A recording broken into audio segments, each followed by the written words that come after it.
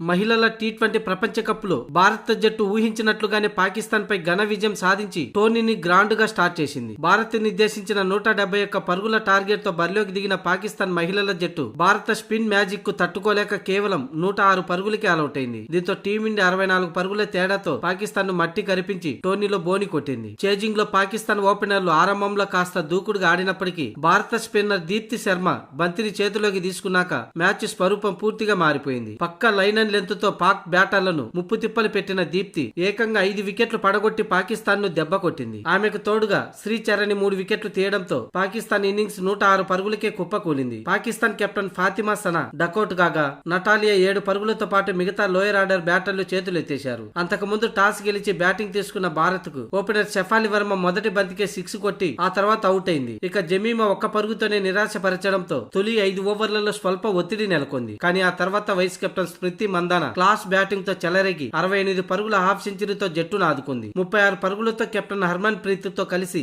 స్మృతి మందాన 91 పరుగుల భాగస్వామ్యం నెలకొల్పింది. ఇక చివర్లో వచ్చిన wicket keeper cum batter Richa Ghosh Pak బ్యాటర్లను ఉతికారేసింది. ముఖ్యంగా 19వ ఓవర్లో 23 పరుగులు పిండుకున్నారు. మొత్తంగా రీచా ఘోష్ 17 బంతుల్లోనే 34 పరుగులు చేయడంతో భారత్ 20 ఓవర్లలో 170 పరుగుల భారీ స్కోరు సాధించింది. అనంతరం ఆ లక్ష్య ఛేదంలో 106 పరుగులకి కుప్పకూలింది పాకిస్తాన్ జట్టు. దీంతో టీమిండియా 64 పరుగుల భారీ తేడాతో పాకిస్తాన్ ను మట్టి కరిపించి ఈ టీ20 వరల్డ్ కప్ టోర్నీలో బోని కొట్టింది.